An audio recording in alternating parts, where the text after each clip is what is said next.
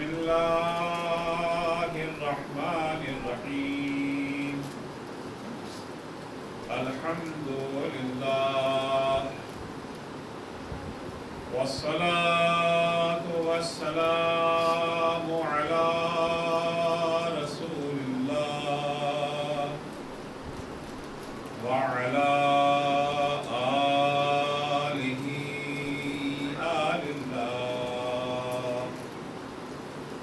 لا سیما بقیت اللہ ولعنت اللہ علی اعدائهم اعداء اللہ من یومنا ھذا الى لقاء اللہ اما بعد فقد قال اللہ قل انما انا نذیر وما من الہ الا اللہ الواحد القہار۔ صلوات پڑھیں گے۔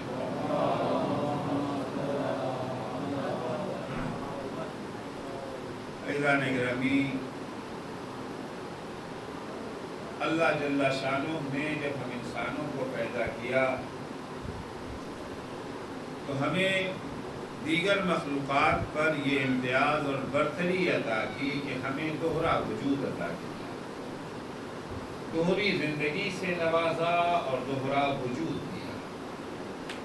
ہماری زندگی پیڑ پودوں کی طرح، چرند و پرند کی طرح صرف دنیا کی زندگی تک محدود نہیں، ہم دنیا میں بھی زندہ ہیں اور مرنے کے بعد برزخ و آخرت میں بھی زندہ ہیں۔ ہماری زندگی کے دو پہلو ہیں، دنیاوی پہلو بھی ہے اور اخروی پہلو بھی ہے۔ اللہ نے ہمیں جسم بھی عطا کیا ہے اور روح سے بھی نوازا ہے۔ ہمیں اللہ نے عقل بھی دی ہے اور شہوت بھی عطا کی ہے۔ یہ ہمارا امتیاز ہے۔ ظاہر سی بات ہے کہ جب ہماری دوہری زندگی ہے، دوہرا وجود ہے، وجود کا دو پہلو ہے، تو ہر پہلو کے اپنے تقاضے بھی ہیں، ہر پہلو کی اپنی ضروریات بھی ہیں۔ یہ پروردگار کا کرم ہے کہ جب اس نے پیدا کیا تو ضرورتوں کی تکمیل کا بندوبست بھی اس نے کر دیا۔ جو دنیا کی زندگی کے تقاضے تھے وہ ہمیں دے دیے، جو آخرت کی زندگی کے تقاضے ہیں اسے بھی ہمیں عطا کر دیا۔ آخرت کی زندگی کے لیے جو تقاضے ہیں، جو چیزیں ضروری ہیں، وہ نعمت توحید ہے، نعمت نبوت ہے، نعمت امامت ہے۔ عرض کیا تھا یہ اتنی اہم نعمتیں ہیں کہ قرآن مجید کی 6660 یا 6236 یا 6218 یا 6219 آیتوں میں سے تقریباً 2000 آیتیں، یعنی تقریباً 1/3 قرآن توحید کے سلسلے۔ البتہ میں نے عرض کیا کہ 6660 یا 6236 یا 6218 یا 6219، تو آپ کے ذہن میں تشویش نہ پیدا ہو کیا قرآن کے اندر تحریف ہو گئی ہے، کچھ گھٹا دیا گیا ہے، کچھ بڑھا دیا گیا ہے؟ بھائی قرآن میں ایک ہی تعداد ہونا چاہیے نا، یہ یا کیوں ہم نے عرض کر دیا کہ 6660 یا 6236 یا 6218 یا 6219؟ اگر 6218 قرآن کی آیتیں ہیں تو جو کہتے ہیں کہ 6660، اس کا مطلب ہے کہ ان کے یہاں کچھ اور اضافہ ہوگا، اور جو 6660 کے قائل ہیں ان کی نگاہ میں 6218 والوں کے ہاں کچھ کمی ہوگی۔ تو تحریف کی ایک شکل تو یہ بھی ہے نا کہ کچھ گھٹا دیا جائے یا کچھ بڑھا دیا جائے۔ نہیں عزیزو، قرآن میں نہ کمی ہے نہ اضافہ۔ جو قرآن ہمارے درمیان موجود ہے وہ بعینہ وہی قرآن ہے، اتنا ہی قرآن ہے جتنا پیغمبر پہ نازل ہوا تھا۔ نہ اس میں کوئی کمی ہوئی ہے، نہ اس میں کسی قسم کا کوئی اضافہ ہوا ہے۔ اگر نہ کمی ہوئی ہے نہ اضافہ، تو پھر یہ آیتوں کا اختلاف کس لیے ہے؟ کیوں بعض حضرات کا کہنا ہے کہ قرآن کی آیتوں کی تعداد 6660 ہے، کچھ کہتے نہیں 6236 ہے، کچھ کہتے نہیں 6218 ہے، کچھ کہتے ہیں 6219 ہے۔ یہ اختلاف کیوں؟ یہ اختلاف تو صاف اس بات کی نشاندہی کرتا ہے کہ کچھ کمی بیشی ہوئی ہے، یا کچھ کم کر دیا گیا ہے، یا کچھ اضافہ کر دیا گیا ہے۔ نہ کمی ہے نہ اضافہ۔ اختلاف کا سبب یہ ہے کہ پہلے یہ سمجھ لیں کہ آیت کہتے کسے؟ آیت کا مفہوم کیا ہے؟ پیغمبر اکرم صلی اللہ علیہ وآلہ وسلم جب قرآن مجید کی تلاوت فرماتے تھے، آیت پڑھتے ہوئے جہاں رک جاتے تھے وہاں مسلمان لکھ لیتے تھے آیت۔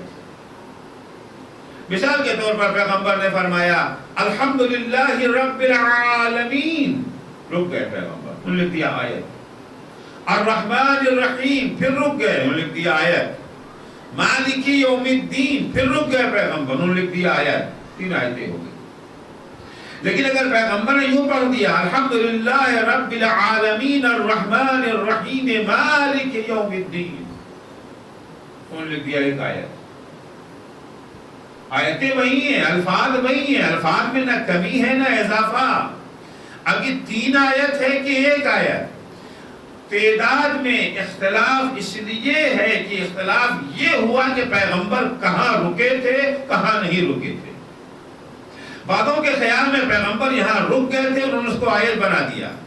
بعضوں کے خیال میں پیغمبر یہاں نہیں رکے تھے، لہذا انہوں نے اسے آیت نہیں مانا، اس لیے گنتی میں تھوڑا فرق آ گیا، ورنہ قرآن میں کوئی اختلاف نہیں ہے۔ دوسرا سبب آیتوں میں اختلاف کا یہ ہے کہ آیتیں الگ الگ تھی۔ مثال کے طور 5 آیتیں ہیں، پیغمبر نے ایک آیت کو پڑھا رک گئے، دوسری آیت کو پڑھا رک گئے، تیسری آیت اور چوتھی آیت میں چونکہ آپس میں کنیکشن تھا، ربط تھا، لہذا پیغمبر رکے بغیر پیغمبر نے تیسری اور چوتھی آیتوں کو باہم پڑھ دیا۔ تو لہذا ظاہر سی بات ہے جنہیں پہلے سے معلوم تھا کہ یہ تیسری آیت پہ ہے اور یہ چوتھی آیت ہے، انہوں نے اس کو تیسرا مانا، اس کو چوتھا مانا۔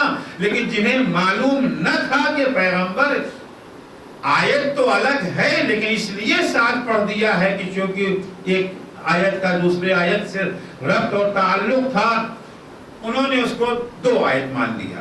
تو آیتوں کی تعداد میں، آیتوں کی گنتی میں جو اختلاف ہمارے ہاں روایتوں میں پایا جاتا ہے وہ اس لیے نہیں ہے کہ جن لوگوں نے آیتوں کو زیادہ مانا انہوں نے پورے کا پورا لے لیا یا کچھ اضافہ کر دیا، اور جن لوگوں نے آیتوں کے نمبر کم بیان کیے انہوں نے قرآن میں سے کچھ گھٹا دیا۔ نہ انہوں نے گھٹایا ہے نہ انہوں نے بڑھایا ہے۔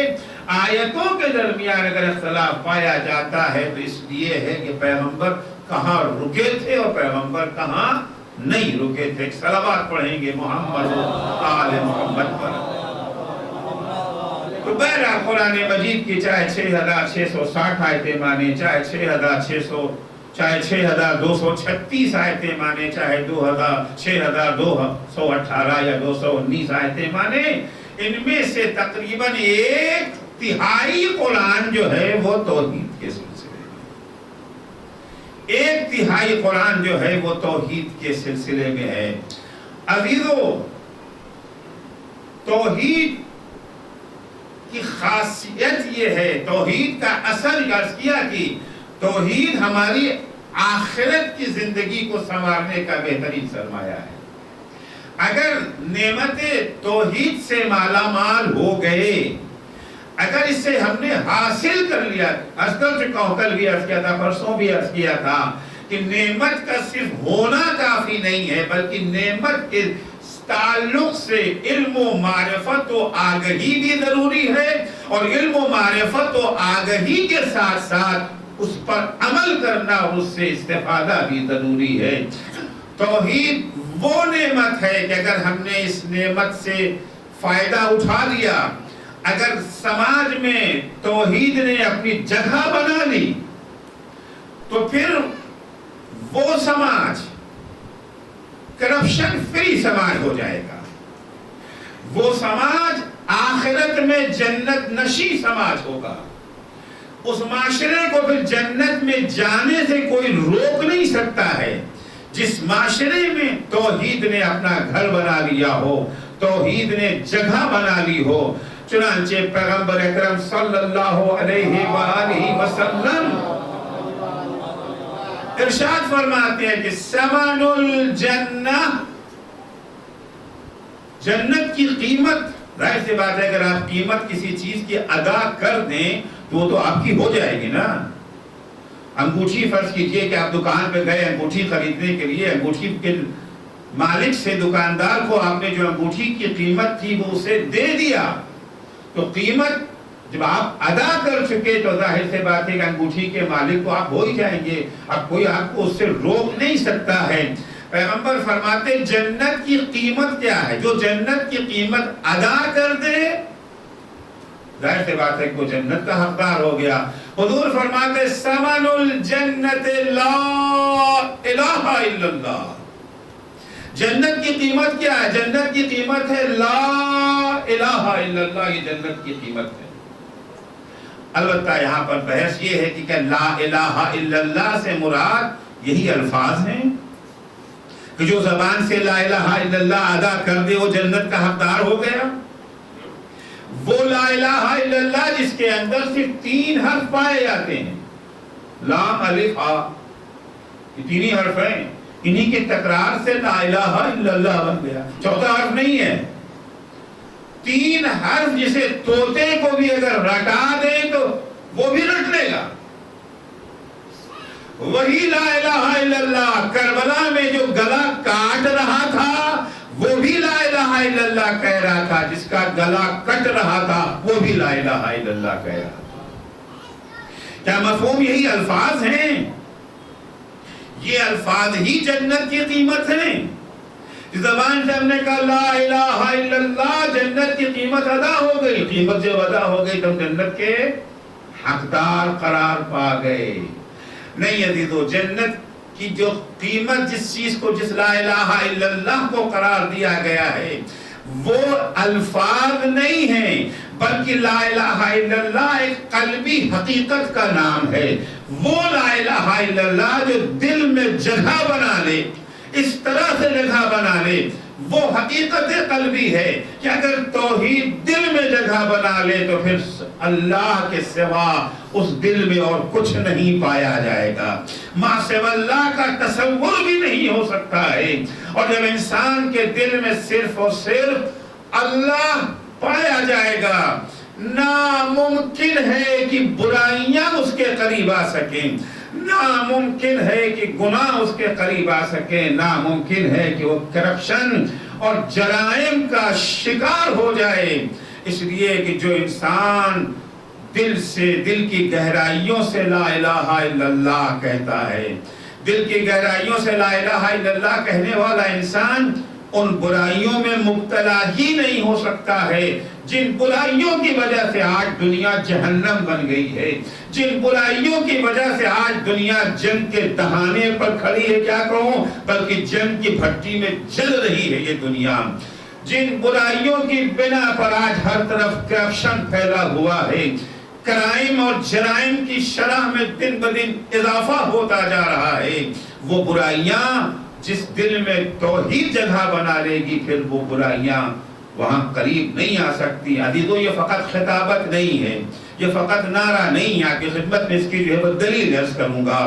دیکھیے کچھ برائیاں ہیں جن کی جو جڑ ہیں بہت ساری دوسری یہ جو ہے برائیوں کے, برائیوں میں سے ایک برائی ہے بخل, کنجوسی.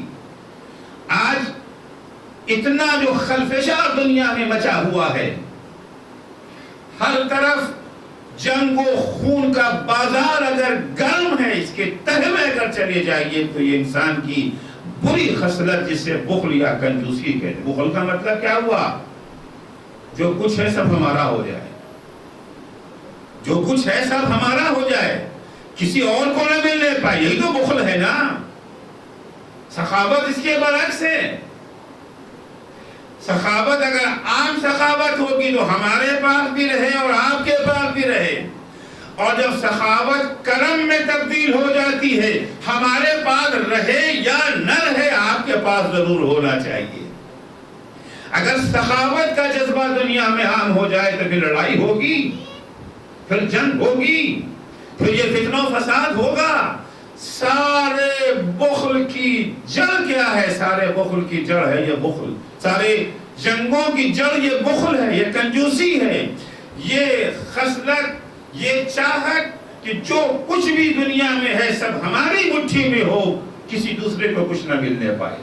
یہی وجہ ہے 7 سمندر پار سے بھی انسان چلا آتا ہے، حالانکہ اللہ نے سب کچھ انہیں دے رکھا ہے، سب کچھ نوازا ہے، بہترین زمین ان کے پاس، جنگل ان کے پاس، معادن ان کے پاس، ساری چیزیں موجود ہیں. اس کے باوجود دوسری قوموں کے بھی یہ جو ہے قدرتی ذخائر کے اوپر نگاہیں جمی ہوئی. کیوں؟ سب کچھ ہمارے پاس رہ جائے. قرآن کی نگاہ میں جو بخل کا شکار ہو جاتے ہیں وہ قرآن کی نگاہ میں جہنمی ہیں.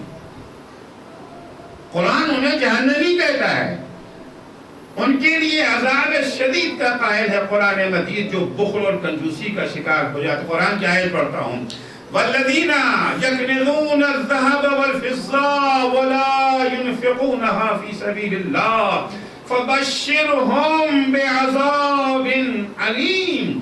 جو لوگ سونا چاندی اکٹھا کر کے بیٹھے رہتے ہیں، اسے راہ خدا میں خرچ نہیں کرتے، دولت جو اللہ نے انہیں عطا کی ہے، ان کے پاس جو ثروت موجود ہے، جو پیسہ ان کے پاس موجود ہے، جو وسائل ان کے پاس موجود ہیں، سب کو گھیر کر کے اکیلے لے کے بیٹھ جاتے ہیں، راہ خدا میں خرچ کرنے کو تیار نہیں ہوتے ہیں.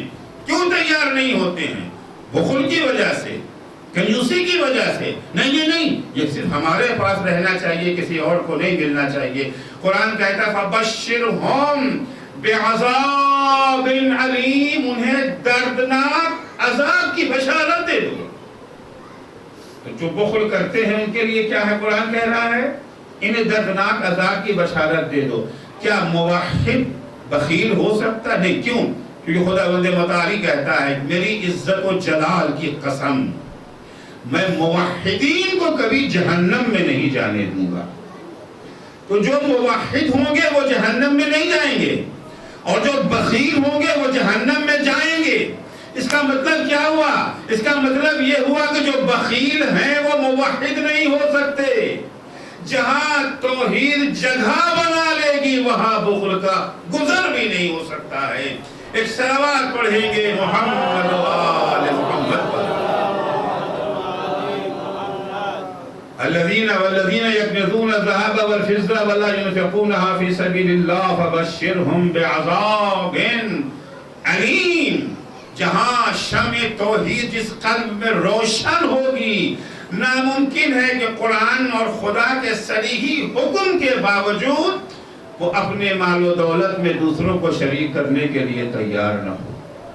قرآن مجید نے واضح لفظوں میں اعلان کر دیا ہے، خمس کو واجب کر دیا، زکوٰۃ کو واجب کر دیا.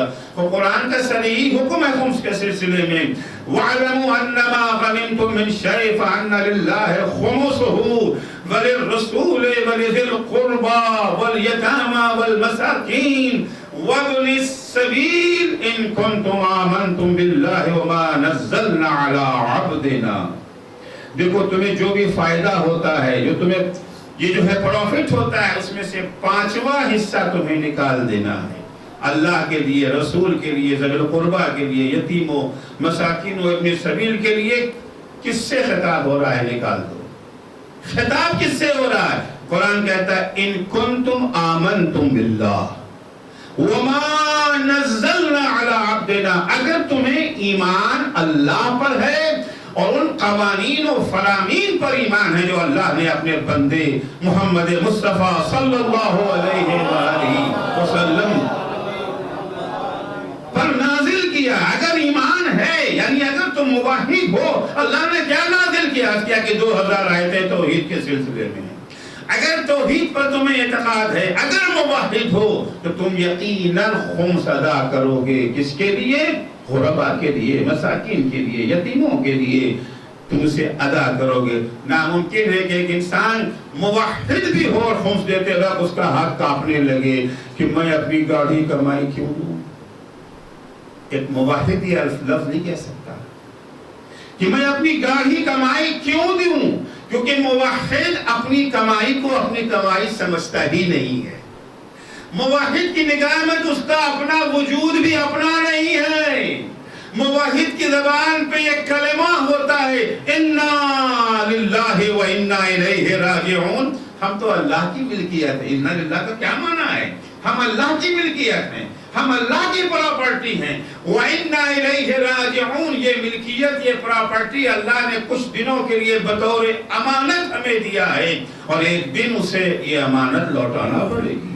اِنَّا إِلَيْهِ رَاجِعُونَ. تو جو موحد ہے وہ اپنی کسی چیز کو اپنا تو سمجھتا ہی نہیں ہے، ہر چیز کو اللہ کی عطا سمجھتا ہے، اللہ کی ملکیت سمجھتا ہے، اس کی دی ہوئی دولت تصور کرتا ہے. جب اس کی دی ہوئی دولت تصور کرے گا تو بھی یہ کیسے کہہ سکتا کہ میں اپنی گاڑی کمائی کیسے دے دوں. فرض کیجئے کہ کسی صاحب نے 1 کروڑ روپے آپ کو دے دیا، 1 کروڑ روپے آپ کے حوالے کر دیا، اس کو آپ بطور امانت رکھے رہیے اور آپ اسے امانت سمجھ رہے ہیں، اپنی ملکیت نہیں سمجھتے ہیں.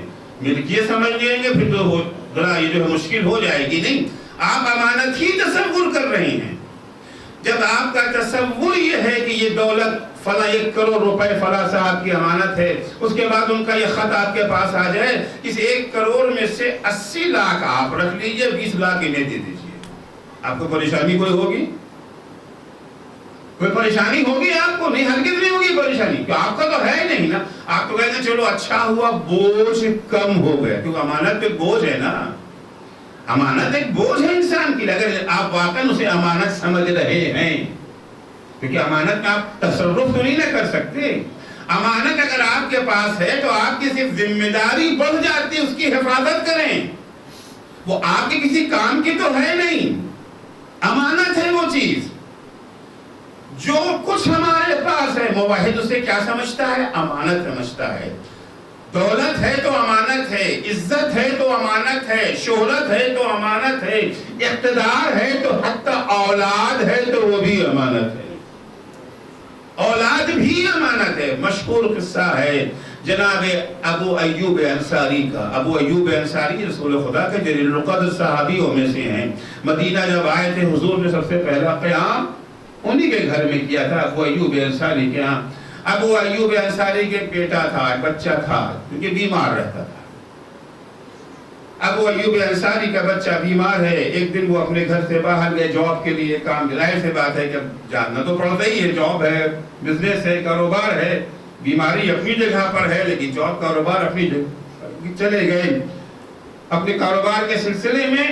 دوپہر ہوتے ہوتے بچے کی حالت زیادہ بگڑ گئی. تھوڑے عرصے کے بعد بچے کا انتقال ہو گیا. اب گھر میں ماں موجود ہے. ظاہر سی بات ہے کہ اولاد ہے، اولاد تو باپ کے لیے بھی بہت عزیز ہے، مگر ماں کے لیے اولاد کا صدمہ باپ کے لیے بھی بڑی مصیبت ہے. چرسد کی ماں، لیکن ماں اگر موحدہ ہو تو کس مقام پر پہنچ جاتی ہے، کیا حال ہوتا ہے. وہ ماں ہے جس کے دل میں شمع توحید روشن ہے. بیٹے کا انتقال ہو گیا، بہرحال ماں ہے، روئی دھوئی، آنسو بہایا. شام جب ہونے لگی شوہر کے گھر آنے کا وقت ہوا. اور اسلام کی ایک تہذیب ہے، اسلامی تہذیب یہ ہے، خواتین کے لیے بھی ہے اور مردوں کے لیے بھی ہے. مردوں کے لیے ہے کہ جب وہ اپنے گھر میں واپس آ رہے ہوں اپنے بزنس سے، کاروبار سے، جاب سے، ایسے بات ہے جاب پہ کوئی ٹینشن ہوتا ہے، کچھ کاروبار کی پریشانیاں ہوتی، انہیں لے کر کے گھر میں نہ آئیں، انہیں گھر سے باہر چھوڑ کر کے آئیں. گھر میں جب آئیں تو اترا ہوا چہرہ لے کر کے نہ آئیں، لٹکا ہوا منہ سامنے لے کر کے نہ آئیں، تیوریاں چڑھی نہ ہوں میں تھکا ہوا ہوں میں نہیں، حشاش بشاش کھلا ہوا چہرہ لے کر کے آئیں. گھر والے صبح سے آپ کا انتظار کر رہے ہیں، اگر آپ اس عالم میں آئیں گے تو ان پر کیا گزرے گی. اور بیوی کے لیے، خواتین کے لیے حکم ہے. ظاہر سی بات ہے گھر کے اندر بھی مشکلیں ہیں، پرابلم ہے، پریشانیاں ہیں، بچے ستا رہے ہیں، ہزار طرح کی مشکلیں ان کے ساتھ بھی ہوتی ہیں. جب شوہر کے آنے کا وقت ہو جائے تو اپنی ساری مشکلوں کو بھول کر کے شوہر کا استقبال کریں، اپنے کو آراستہ کریں، آرائش کریں اپنی، تاکہ شوہر جب گھر آئے تو اسے مرجھایا ہوا چہرہ نظر نہ آئے گھر کے اندر۔ یہ ہمارے اسلام کی تہذیب ہے۔ اب شوہر کے آنے کا وقت قریب آ گیا ہے، بیٹا ہے، اگر یہ اسی طریقے سے روتی دھوتی رہیں گی، بیٹھی رہیں گی، بیچارہ تھکا ماندہ شوہر آئے گا، گلاس پانی بھی پینے کی اس کو توفیق نہ ہو سکے گی، اور وہ بھی ان کے ساتھ شامل ہو جائے گا۔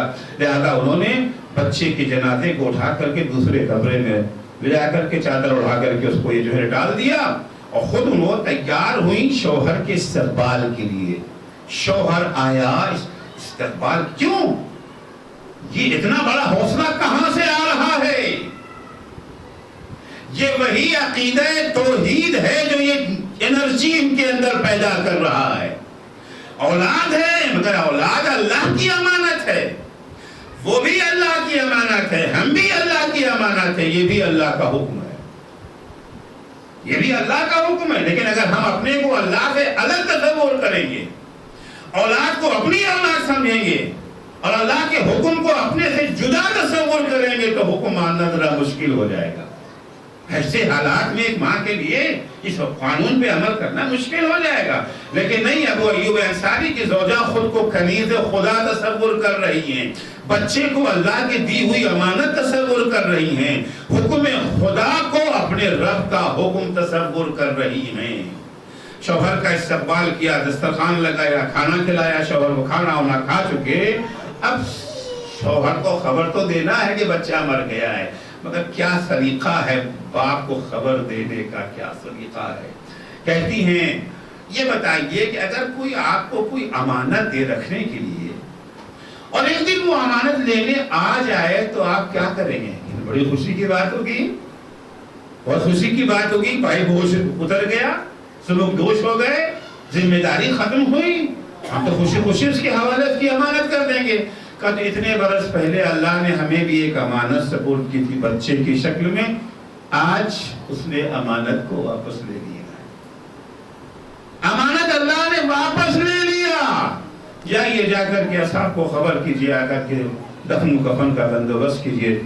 بچے کو انہوں نے دفن کیا، جب پیغمبر کے پاک مسجد میں آئے ہیں صبح کو، پیغمبر نے دیکھتے ہی کہا ابو ایوب نعم البدل تمہیں مبارک ہو، ایک امانت اللہ نے تم سے لی ہے، اس سے بہتر امانت تمہیں دے رہا ہے۔ فوری بعد ان کے یہاں کچھ دنوں کے بعد میں دوسرے بچے کی ولادت ہوئی ہے، یہ بچہ امیر المومنین کے ہمراہ جنگ صفین میں شربت شہادت اس نے نوش کیا ہے، درجہ شہادت پہ یہ بچہ فائز ہوا۔ تو جب توحید کی شمع انسان کے دل میں روشن ہو جاتی ہے، فقط زبان سے کہا جانے والا لا الہ الا اللہ نہیں، ثمن الجنت لا الہ الا اللہ، جنت کی قیمت لا الہ الا اللہ ہے، مگر یہ طوطوں کی طرح سے رٹنے والا لا الہ الا اللہ نہیں ہے۔ وہ لا الہ الا اللہ، وہ توحید جو دل کے اندر ایک حقیقت بن جائے، قلبی حقیقت کی شکل اختیار کر لے، اور پھر دل میں خدا کے سوا کچھ نہ ہو، پھر سے یہ انسان کبھی بخل سے کام نہیں لے سکتا، کبھی یہ انسان بخیل نہیں ہو سکتا ہے۔ عزیزو، دوسری برائی جس نے دنیا کو تباہی کے دہانے تک پہنچا دیا ہے وہ ہے حسد کی بیماری۔ آپ اختلافات، لڑائیاں، جنگیں، ان کے پیچھے اگر جا کے ان کے اسباب اور عوامل کا جائزہ لیں، اس کا تجزیہ کریں کہ کیوں فلاں جنگ شروع ہو رہی ہے، کیا وجہ ہے، آج امریکہ کیوں جمہوری اسلامی ایران کے پیچھے پڑا، وجہ کیا ہے؟ آخر سرحدیں مل رہی ہیں، بارڈر مل رہا ہے، سرحدی جھگڑا ہے، جھگڑا کس چیز کا ہے؟ آج بہت ساری یا خلیجی ممالک اگر ایران سے برسر پیکار ہے، کس بات کا اختلاف ہے بھائی؟ سعودی عرب کا ایران کا کیا جھگڑا ہے؟ جھگڑا کیا، اختلاف کیا ہے ان کا؟ کہ بدترین دشمن اگر بنے ہوئے ہیں دوسرے کے، وجہ کیا ہے؟ اس کے اندر ایک اہم ریزن ہے حسد۔ ایران کی ترقی دیکھی بھی جاتی، ان کی آزادی دیکھی نہیں جاتی، سارے کے سارے غلام بنے ہوئے، ایک ملک ہے جو سر اٹھا تو چلنا چاہتا ہے، یہ کیسے برداشت کر لیا جائے؟ بہت ساری مشکلیں آج ہمارے دنیا میں، دنیا کے سماج میں، معاشروں میں پائی جا رہی ہیں، اس کی جڑ میں اگر آپ چلے جائیں، چھوٹے پیمانے پہ اگر دیکھیں گے تو خاندانوں کے جھگڑے دیکھ لیجئے، محلوں کے جھگڑے دیکھ لیجئے، بڑے پیمانے پہ اگر دیکھنا چاہتے ہیں تو ملکوں کے جھگڑے دیکھ لیجئے۔ ایک سبب ہے بخل، ایک سبب ہے حسد۔ جہاں توحید کا تصور آ جائے گا، تصور حقیقی تصور عرض کر رہا ہوں، زبانی والا نہیں، جہاں شمع توحید دل میں روشن ہو جائے گی، جہاں حقیقت توحید اپنی جگہ بنا لے گی، پھر وہاں حسد کی گنجائش نہ ہوگی۔ حسد کا مطلب کیا ہوتا ہے؟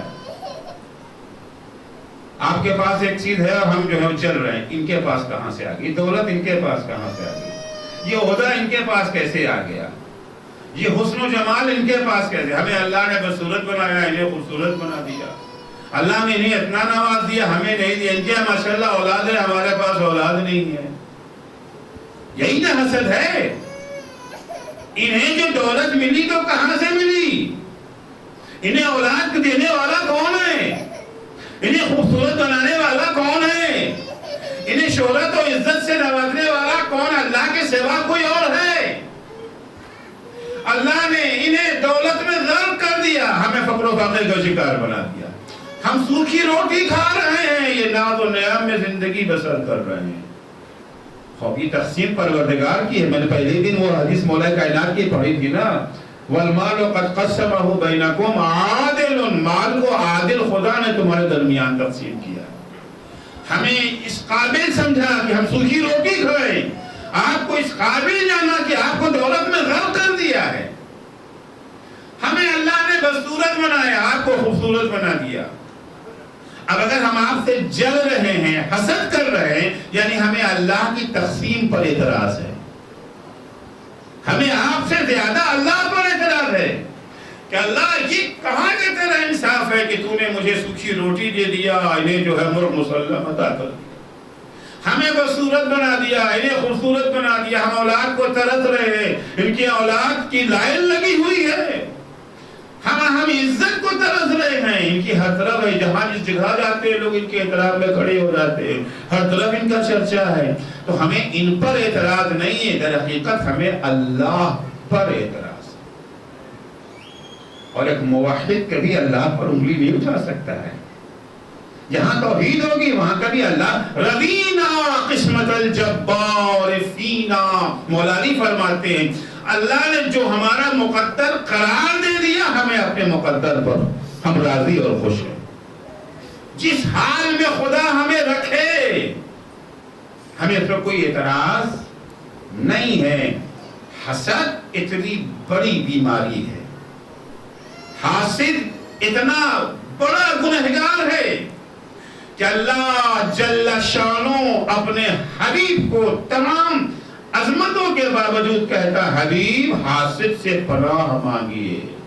بسم اللہ الرحمن الرحیم، قل اعوذ برب الفلق من شر ما خلق ومن شر غاسق اذا وقب ومن شر النفاثات في العقد ومن شر حاسد اذا حسد۔ میرے حبیب، پیغمبر کو خطاب ہے، میرے حبیب آپ خدا سے دعا کرے کہ اللہ آپ کو حاسدوں کے شر سے محفوظ رکھے۔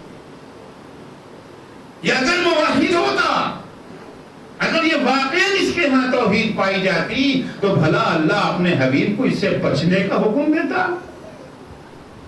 موحدین تو آپس میں ایک دوسرے کے دوست ہیں، ایک دوسرے کے بھائی ہیں، ایک دوسرے سے قریب رہنے کا حکم ہے۔ اسلامی تہذیب کیا ہے؟ اسلام کی تہذیب تو یہ ہے نا، ایک مومن دوسرے مومن کی زیارت کے لیے جائے، ایک مومن دوسرے مومن سے ملاقات کے لیے جائے۔ اسلام ایک مومن کو دوسرے مومن سے کٹا ہوا نہیں دیکھنا چاہتا۔ عظیم عبادتوں میں سے ایک عبادت یہ ہے کہ مومنین ایک دوسرے کے گھر ملاقات کے لیے جائیں، ملنے کے لیے جائیں۔ ایک اگرچہ اب آج کی تہذیب یہ نہیں رہ گئی، اب تو بہرحال کسی کے گھر جانا، حتیٰ اپنے قریبی ترین عزیزوں کے گھر جاتے ہوئے بھی انسان 10 دفعہ سوچتا ہے، مگر اسلام میں یہ نہیں ہے۔ فلاں صاحب سے ملنے جائیں، ارے ٹائم کہاں ہے، وقت کہاں ہے، چھٹی لینا پڑے گی، ایک دن کی چھٹی ہوگی، دکان بند کرنا پڑے گی، دکان کا گھاٹا ہوگا، ایک دن کی تنخواہ ماری جائے گی، فلاں صاحب کرے تو عید بقرعید میں بھی کوئی جانے کو تیار نہیں رہ گیا۔ اسلام کا حکم ہے فلاں تو بیمار ہو گیا اس کی عیادت کے لیے جاؤ، غمی ہو گئی ہے تو تعزیت ہے، کورونا بھی ایک اچھا بہانہ ہو گیا نہ ملنے کا۔ اب تو کوئی ملنے جاتا ہے تو یہ گناہ ہے، نہ ملنے کی تو اس کو دعوت دی جاتی ہے۔ اگر کوئی پہنچ جائے کسی کے گھر تو گویا پتہ نہیں کتنی بڑی مصیبت آ گئی، کون سے آ گئے۔ یہ جو بدل کیا ہے اس کورونا کے پیچھے خدا ہی بہتر جانتا ہے، کتنی حقیقت ہے، کتنا افسانہ ہے، کیا سازش ہے۔ بہت ساری چیزیں پڑھتا ہوں، نہیں معلوم اس میں سے کتنا صحیح ہے کتنا غلط ہے، بدل میں اس بحث میں فی الحال نہیں جانا چاہتا، لیکن اتنا تو ہوا ہے کہ اسلامی تہذیب قدموں تلے روندی جا رہی ہے۔ اسلامی تہذیب قدموں تلے روندی جا رہی ہے، اب نہ عیادت کی تہذیب رہ گئی ہے، نہ مبارکباد کی تہذیب رہ گئی ہے، نہ تعزیت کی تہذیب رہ گئی ہے۔ حتیٰ وہ غسل و کفن اور دفن جو واجب ہے، واجب کفائی ہے نا۔ واجب کفائی کا مطلب ہے اگر آپ نے انجام دے دیا تو ہم معاف، اگر آپ نے انجام نہ دیا آپ بھی گنہگار ہم بھی گنہگار۔ آج کتنے مردے ہیں جو بغیر غسل کے دفن کیے جا رہے ہیں، ہے کہ نہیں ہے؟ بغیر کفن کے دفن کر دیے جا رہے ہیں۔ چلیے مستحبات کی رعایت نہ کی جائے تو چلیے مان لیتے ہیں وہ شانے کا ہلانا اور تلقین کا پڑھنا یہ سب واجبات میں نہیں ہے، مستحبات میں ہے، لیکن واجبات ہیں اسے تو کم سے کم بچا لائے۔ قبلہ رخ لٹالنا تو واجب ہے نا، یا گڈھے میں پھینک دینا ہے مردے کو؟ غسل تو واجب ہے کہ نہیں واجب ہے؟ جی اگر وہ ہے نا مسئلہ ہے، آیت اللہ سے پوچھا گیا ہے کہ صاحب اگر ممکن نہ ہو، ایسی بات ہے آپ پوچھیں گے کہیں گے ہاں ٹھیک ہے ممکن نہ ہو تیمم، لیکن ممکن ہے کیوں نہیں؟ کورونا کے پیشنٹ صرف انڈیا میں تو نہیں ہے نا، اور جگہوں پر بھی ہیں۔ ایران میں بھی کورونا کے پیشنٹ اچھی خاصی تعداد ہے، بڑی تعداد ہے، چھوٹی تعداد بھی، وہاں بھی لوگ مرتے ہیں۔ وہاں کیسے غسل ہوتا ہے؟ وہاں غسل ہوتا ہے کہ نہیں ہوتا ہے؟ وہاں غسل دیا جا رہا ہے۔ شروع میں وہاں بھی ایسے ہی کیا گیا تھا۔ ظاہر سی بات ہے کہ مغربی تہذیب کے پرستار تو ہر جگہ پائے جاتے ہیں نا، اور زبانیں بھی ان کی بہت لمبی ہوتی ہے، اقتدار بھی ان کا بڑا مضبوط ہوتا ہے، اور بڑی مضبوطی کے ساتھ وہ میدان میں آتے بھی ہیں۔ ہماری تہذیب مضبوط ہے مگر ہم میں میدان میں آنے کا حوصلہ نہیں ہوتا۔ انہوں نے ہوا قائم کر دیا، ہاں یہ ہے، وہ جراثیم آ جائے گا، فنا ہو جائے گا، یہ ہو جائے گا، اس کو ہاتھ نہ لگائے، لوگ پیک کر کے پلاسٹک کے اندر بند کر کے گڈھے میں پھینک دو، اس کو کیمیکل بھی ڈال دو تاکہ جلدی سے ختم ہو جائے۔ لیکن ماشاءاللہ حوزہ علمیہ خون کے طلبہ اور طالبات میدان میں آ گئے، ہم غسل دیں گے، ہم غسل دیں گے۔ کہ جراثیم ہے، کہ جب یہ زندہ تھا ڈاکٹر اس کے پاس جاتے تھے کہ نہیں جاتے تھے؟ نرسیں اسے انجیکشن لگانے جاتی تھی کہ نہیں جاتی تھی؟ زندگی میں جراثیم زیادہ طاقتور تھا یا مرنے کے بعد؟ دو چار کی باتیں ہیں نا۔ جب تک پیشنٹ زندہ ہے جراثیم زیادہ طاقتور ہوتے ہیں، مرنے کے بعد کمزور ہوتے جاتے ہیں، یہاں تک کہ جراثیم ختم ہو جاتا ہے۔ جب زندگی میں ان کے پاس جایا جا سکتا ہے تو مرنے کے بعد کیوں نہیں جایا جا سکتا؟ کہ وہ تو کٹ پہن کے جاتے ہیں اور کیا پہن کے جاتے ہیں، وہ ہم بھی پہن نہیں، کون سی بڑی بات ہے؟ اگر ایک ڈاکٹر کو وہ ساری چیزیں دی جا سکتی ہیں تو ایک غسل دینے والا کیوں نہیں فراہم؟ کس لیے کا آتا ہے 500 روپے کا، 1000، اس سے زیادہ کیا ہے؟ جہاں بھائی ہمارا کوئی مر جاتا تھا کوئی معمولی خرچہ تو نہیں نہ ہوتا تھا، سیوں میں 40واں کھانا، خیر الحمدللہ وہ تو بچ گیا نا، اب تو وہ 40ویں کا کھانا ہو، سیوں کا کھانا وہ تو بچ ہی گیا ہے۔ تو کیا 4 عدد کتنے ہی لے سکتے تھے؟ لے سکتے تھے، لے سکتے تھے نہیں صاحب، حکومت نہیں ہے یہ اجازت دیتی، حکومت سے آپ نے اجازت مانگی بھی ہے کہ حکومت نے اجازت نہیں دی؟ مانگنے کون گیا ہے اجازت؟ اگر آپ مطالبہ کیے ہوتے، اگر آپ ڈیمانڈ کیے ہوتے، اگر آپ اسے اپنی مذہبی ضرورت بتاتے، یقیناً آپ کو حکومت اجازت دے دیتی اس بات کی۔ اگر ہم نے مانگا کب؟ ہم نے تو جیسے سنا کہ اچھا اللہ کا شکر ہے چلو بچ گئے۔ تو اسلام کے اندر کیا ہے؟ بات کہیں سے کہیں نکل گئی۔ اصل یہ ہے کہ اسلام مومنوں کے درمیان رابطہ چاہتا ہے، قطع رابطہ نہیں چاہتا، قطع تعلق نہیں چاہتا۔ رابطہ رشتہ دار ہیں تب بھی واجب ہے، رشتہ دار نہیں ہے تب بھی واجب ہے۔ جو ہمارے خونی رشتہ دار ہیں ان سے اگر ہم نے قطع تعلق کر دیا، اسے کہتے ہیں قطع رحم، حرام ہے، گناہ ہے، کبیرہ ہے۔ اور اگر ہمارا خونی رشتہ نہیں ہے، ایمان کا رشتہ ہے، وہاں ہم نے اگر قطع تعلق کر لیا اسے کہتے ہیں تہاجر، وہ بھی حرام ہے۔ یاد رکھیے گا، تہاجر دو مومنوں کا آپس میں رشتہ توڑ لینا، قطع رحم ان دو رشتہ داروں کا جن کے درمیان خون کا رشتہ ہے، وہ اگر رشتہ توڑ لے اسے کہتے ہیں قطع رحم۔ یہ بھی حرام، وہ بھی حرام، پر دونوں میں فرق یہ ہے کہ تہاجر میں 3 دن کی چھوٹ ہے۔ 3 دن تک اگر آپ روٹھے رہ گئے اور اپنے رابطہ آپ نے توڑے رکھا تو 3 دن تک فرشتے گناہ نہیں لکھیں گے، لیکن چوتھے دن بھی اگر یہ قطع تعلق قائم رہ گیا تو گناہ کا میٹر چل پڑے گا۔ لیکن قطع رحم میں 1 دن کی بھی اجازت نہیں ہے، 1 گھنٹے کی بھی چھوٹ نہیں ہے۔ تو قرآن اور اسلام اور احادیث ہمیں دعوت یہ دیتے ہیں قریب آنے کی، لیکن حاسد وہ شخص ہے جسے قرآن اپنے حبیب سے کہتا، حبیب اس سے دور رہیے، اللہ سے دعا کیجئے کہ قل اعوذ من شر حاسد اذا حسد، حاسدوں کے حسد سے ہمیں محفوظ ہے۔ اگر یہ موحد ہوتا تو اللہ خدا اس سے دور رہنے کی بات کرتا۔ حسد یعنی ہمیں خدا پر اعتراض ہے، خدا کی تقسیم پر اعتراض۔ موحد ہر حال میں راضی رہتا ہے، کبھی اس کو شکوہ نہیں ہوتا ہے، نعمتوں میں غرق ہے تب بھی خوش ہے، مصیبتوں میں گھر جاتا ہے تب بھی راضی ہے، تب بھی شکوہ نہیں ہے۔ چوتھے امام زین العابدین علیہ السلام فرماتے ہیں،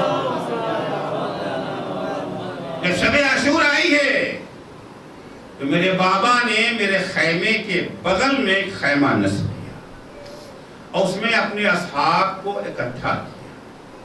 امام چونکہ بیمار ہیں اس لیے اصحاب کے درمیان نہیں آ سکتے ہیں، مگر امام حسین چاہتے ہیں کہ پوری کاروائی امام سجاد کے کانوں تک پہنچتی رہے، یہاں کیا گفتگو ہو رہی ہے۔ امام فرماتے ہیں کہ میرے بابا نے اصحاب کو جمع کرنے کے بعد خطبہ دیا۔ خطبے کا آغاز یہاں سے، احمد اللہ و اثنی علیہ فی السراء والضراء، میں اللہ کی حمد کرتا ہوں، اس کی ثنا کرتا ہوں، اچھے حالات میں بھی اور برے حالات میں۔ ہر انسان کیا اتار چڑھاؤ تو ہوتا ہے نا، اچھے حالات میں بھی شکر، نعمت ملی تب بھی شکر، مصیبت میں گھرے پھر بھی شکر۔ موحد ہے نا ہم تو، ہمارا اپنا تو کچھ نہیں نہ ہے۔ نعمت ملی تو اللہ کی ملکیت کو نعمت ملی، ہمیں تھوڑی ملی ہے۔ مصیبت اگر آ گئی تو اللہ کے بندے کو مصیبت ہے، ہم نہیں ہیں، ہم تو اللہ کی امانت ہیں، ہم نہیں ہیں، ہم تو اللہ کے بندے ہیں، ہم تو اللہ کی پراپرٹی ہیں، ہماری تو جو ڈیوٹی ہے ہمیں وہ انجام دینا۔ فرمایا احمد اللہ وَأُثْنِي عَلَيْهِ فِي السَّرَّاءِ وَالضَّرَّاءِ، اچھے حالات میں بھی اللہ کی حمد و ثنا اور اس کا شکر، اور برے حالات۔ ایک زمانہ وہ تھا جب نانا کا دور تھا، کیا زمانہ تھا، میں نانا کے آغوش میں رہتا تھا، میں کبھی نانا کے دوست پہ بیٹھا رہتا تھا، سارے صحابہ کی نگاہیں مجھ پہ لگی رہتی تھی، اے کاش حسین میری آغوش میں آ جائے۔ صحابی کی تمنا یہ ہوتی تھی حسین میری آغوش میں آ جائے، حسین میرے پاس آ جائے۔ اللہ تیرا شکر، کیا زمانہ تھا، نانا خطبہ دے رہے تھے، میں نانا کی آغوش میں بیٹھا ہوا تھا منبر پہ، مجھے پیاس لگ گئی۔ جیسے ہی مسجد والوں کو احساس ہوا حسین پیاسا ہے، ساری مسجد دوڑ پڑی مجھے پانی پلانے کے لیے کہ حسین پیاسا ہے۔ خدایا تیرا شکر۔ اور آج بھی سب کی نگاہیں مجھ پہ لگی ہیں، مگر کس لیے؟ کب حسین کا سر کٹ کر کے میرے پاس آ جائے۔ پانے والے پھر بھی تیرا شکر۔ خدایا کل پوری مسجد مجھے پانی پلانے کے لیے دوڑ پڑی، تیرا شکر۔ آج میں ہی نہیں، میری سکینہ بھی پیاسی ہے، میرا اصغر بھی پیاسا ہے، اور کوئی ایک قطرہ پانی پلانے کو تیار نہیں ہے۔ میرے معبود پھر بھی تیرا شکر۔ یہ توحید ہے، یہ توحید ہے یہی نہیں، جس وقت حسین زخموں سے چور ہو کر کے زمین گرم کربلا پہ آ گئے، شمر سینے پہ سوار ہے، گلے پہ خنجر ہے، حسین اپنا رخسار کربلا کی زمین پر رکھے ہوئے اللہ کی بارگاہ میں عرض کرتے ہیں رضن بقضائک و تسلیما لامرک وصبرا علی بلائک، پڑھنے والے میں ہر حال میں تجھ سے راضی ہوں، ہر مصیبت کو برداشت کرنے کے لیے تیار ہوں، الہی افتخاری عنی اعطیت کل شیء فی سبیلک، خدایا مجھے فخر ہے اس بات کے اوپر جو کچھ بھی میرے پاس تھا سب میں نے تیری راہ میں قربان کر دیا، بار الہ میرے پاس میری بہن زینب کے 2 لاڈلے تھے، میں نے انہیں بھی قربان کر دیا، بار الہ میرے بھیا حسن کی نشانی میرا بھتیجا قاسم تھا اسے بھی قربان کر دیا، اے میرے معبود میرے نانا کی شبیہ علی اکبر میرا جوان اسے بھی میں نے تیری راہ میں قربان کر دیا، 6 مہینے کے اصغر کو بھی قربان کر دیا، پالنے والے مجھے کوئی دکھ نہیں ہے، میں شرمندہ نہیں ہوں، میں پشیمان نہیں، افتخاری مجھے فخر ہے اس بات کے اوپر کہ جو کچھ بھی میرے پاس تھا تیری راہ میں نے قربان کر دیا، الہی جئت ہنا لتکون عنی راضیا، اے اللہ میں نے اگر مدینہ چھوڑ کے کربلا بس آیا ہے، میں کربلا سے اس لیے آیا تاکہ تو راضی ہو جائے، کیا معراج ہے توحید کی، کیا معراج ہے توحید کی، یہ خدا جو قربانیاں اب تک دے چکا اس پہ بھی فخر ہے، اور جو قربانیاں اس کے بعد پیش کروں گا اس پہ بھی فخر ہے، ابھی تک میں نے اصحاب کی قربانی دی ہے، اقربا کی قربانی دی ہے، عباس کو قربان کیا ہے، علی اکبر کو قربان کیا، خدایا اس کے بعد وہ قربانی دینے جا رہا ہوں جسے برداشت کرنا آسان نہیں ہے، عزیز و حسین نے وہ قربانی دی ہے جسے سید سجاد سوچ کے بھی تڑپ جاتے تھے، تصور کر کے بھی تڑپ جاتے تھے، روایات کا جو کہ جملے ہیں کہ امام سجاد جب قید شام سے چھوٹ کے آئے ہیں جب تک زندہ رہے روتے رہے، آنسو بہاتے رہے، ایک دن منہال آتے ہیں، آنے کے بعد کہتے ہیں مولا کب تک روئیے گا، بہت زمانہ گزر چکا ہے، مولا کب تک آنسو بہائیے گا، امام کہتے ہیں منہال تم نے انصاف نہیں کیا، ارے یعقوب کا ایک بیٹا یوسف فقط نگاہوں سے اوجھل ہو گیا تھا، قرآن کی لفظیں ہیں یعقوب اتنا روئے کہ آنکھیں سفید ہو گئی، وَبْيَضَّتْ عَيْنَاهُ، ہائے میرے 18 یوسف میری نگاہوں کے سامنے تہے تیغ کر دیے گئے، تم کہتے ہو کہ کب تک روئیے گا، منہال کہتے مولا راہ خدا میں قتل ہو جانا تو آپ کے خاندان کی میراث ہے، راہ خدا میں شہادت آپ کے لیے باعث فخر، امام طلب گئے، منہال پھر تم نے انصاف نہیں کیا، راہ خدا میں قتل ہو جانا ہماری میراث، راہ خدا میں شہید ہو جانا ہمارے لیے باعث فخر، لیکن کیا ماں بہنوں کا برہنہ سال کوفہ و شام کے باغار میں پھرایا جانا بھی ہماری میراث، اجرکم اللہ، حسین نے وہ قربانی بھی برغا و رغبت پیش کر دی، میرے معبود اگر تیرے دین کے لیے میرے سر کی ضرورت ہے اپنا سر پیش کر دوں گا، اور اگر میرے بہن زینب کے سر کی چادر کی ضرورت ہے میں اسے بھی پیش کر دوں گا، ابھی تو یہ کوئی معمولی مصیبت نہیں ہے، معمولی مصیبت نہیں ہے، امام زمانہ زیارت الہیہ میں فرماتے ہیں اب کی بدلت دموع دما، اے کربلا والو ہم تم پر خون کے آنسو بہائیں گے، کسی عارف سے امام کی ملاقات ہو گئی، اس نے امام سے پوچھا مولا یہ کربلا کی کون سی مصیبت ہے جس پر آپ خون کے آنسو بہائیں گے؟ کیا یہ وہ مصیبت ہے جب حسین اپنی بہن زینب کے لاڈلوں کا جنازہ لا کے بہن کے سامنے رکھ رہے تھے؟ امام نے فرمایا نہیں، اگر سے یہ بہت بڑی مصیبت ہے لیکن یہ وہ مصیبت ہے اور محمد اگر زندہ ہوتے وہ بھی خون کے آنسو روتے۔ کہا کیا یہ وہ مصیبت ہے جب حسین اپنے یتیم بھتیجے کا پامال جنازہ بیوہ بھاوش کے سامنے لا کے رکھ رہے تھے؟ کہا نہیں۔ کہا یہ وہ مصیبت ہے جب علی اکبر کے سینے پہ برچھی لگی، حسین کا جوان بیٹا حسین کی نگاہوں کے سامنے اڑیاں رگڑ رہا تھا؟ کہا نہیں، یہ وہ مصیبت ہے کہ علی اکبر بھی ہوتے تو خون کے آنسو۔ مولا آخر وہ مصیبت ہے کون سی؟ امام فرماتے ہیں وہ مصیبت سننا چاہتے ہو؟ وہ مصیبت زینب و کلثوم کا برہنہ سر ابن زیاد کے دربار میں داخل ہونا ہے۔ عزیزو یہ بہت بڑی مصیبت ہے جسے ہم آسانی سے بیان کر دیتے ہیں اور آپ سن لیتے ہیں۔ قم قائد اللہ کے گھر میں مجلس ہو رہی تھی، جب خطیب مصائب پڑھتے پڑھتے جملے پر پہنچا ہے دخلت زینب علی ابن زیاد، زینب ابن زیاد کے دربار میں آئی۔ بس یہ سننا تھا، آئٹولہ سر پیٹنے لگے، اے خطیب اس کے آگے کچھ نہ پڑھنا، علی کی لاڈلی اور ابن زیاد کا منحوس دربار۔ الا لعنت اللہ علی قوم الظالمین وسیعلم الذین ظلموا ای منقلب ینقلبون۔ بار الہ تجھے واسطہ ہے محمد